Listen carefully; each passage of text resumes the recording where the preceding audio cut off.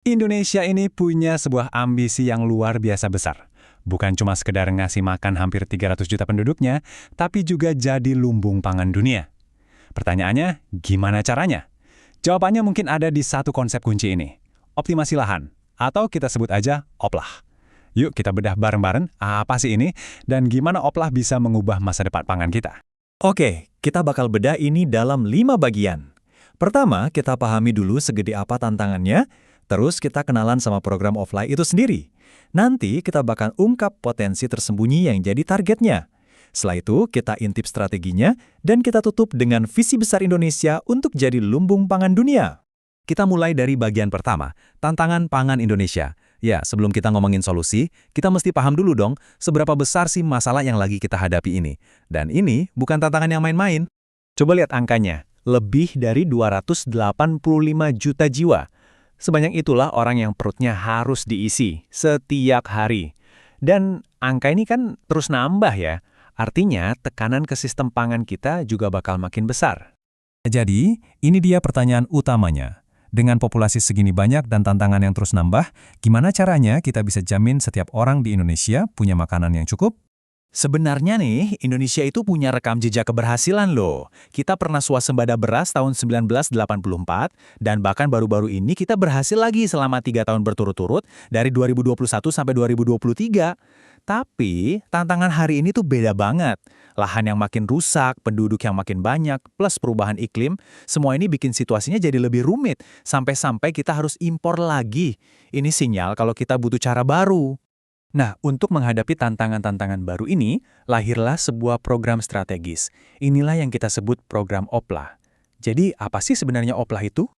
Gampangnya gini, OPLA itu adalah cara untuk memintarkan lahan pertanian yang udah ada. Jadi fokusnya bukan buka lahan baru di hutan, tapi memaksimalkan potensi dari tanah yang ada sekarang.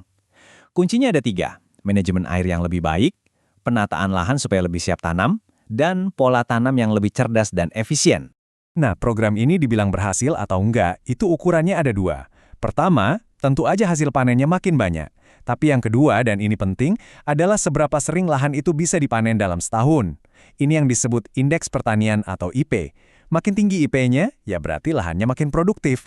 Dan disinilah kita masuk ke bagian yang paling menarik. Kenapa OPLAH ini bisa jadi solusi?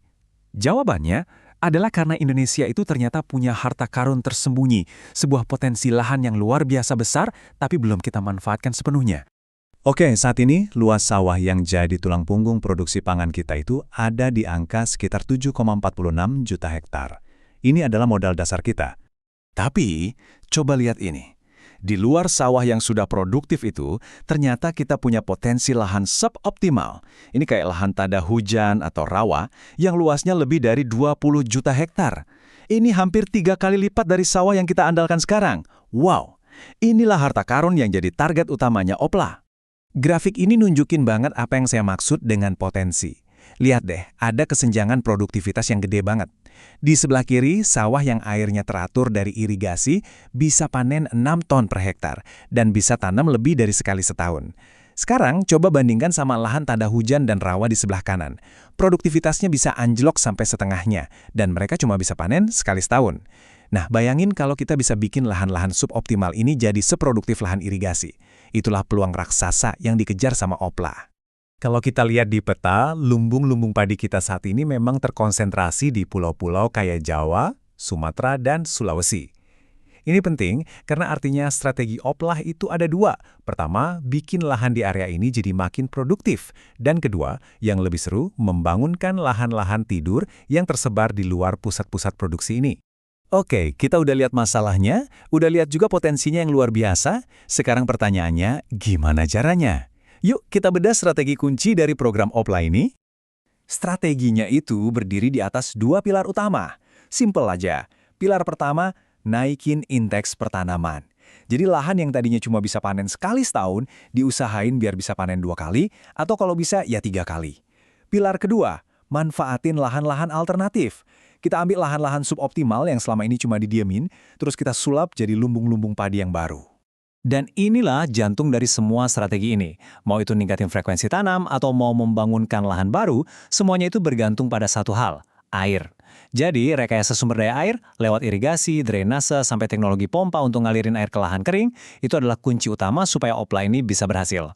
Nah, ini dia kira-kira gambaran Opla di lapangan dengan bantuan teknologi modern dan, sekali lagi, yang paling penting, manajemen air yang tepat.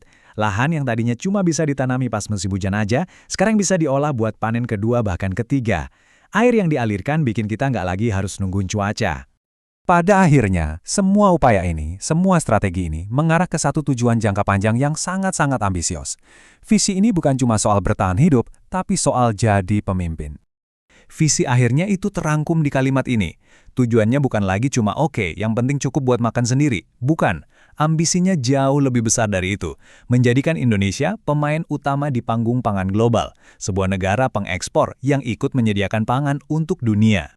Jadi, pemandangan sawah hijau yang subur kayak gini tuh bukan lagi cuma sekedar landscape yang indah. Ini adalah wujud dari visi masa depan, Indonesia sebagai lumbung pangan dunia, di mana setiap jengkal lahan produktifnya kita manfaatkan secara optimal. Jadi, kita kembali ke pertanyaan besar di awal. Program optimasi lahan ini di atas kertas punya potensi yang luar biasa. Tapi kita semua tahu, tantangan di lapangan itu pasti nggak sedikit. Pertanyaannya adalah, akankah Opla ini benar-benar jadi kunci yang membuka gerbang kedaulatan pangan Indonesia di masa depan? Ya, cuma waktu yang bisa menjawabnya.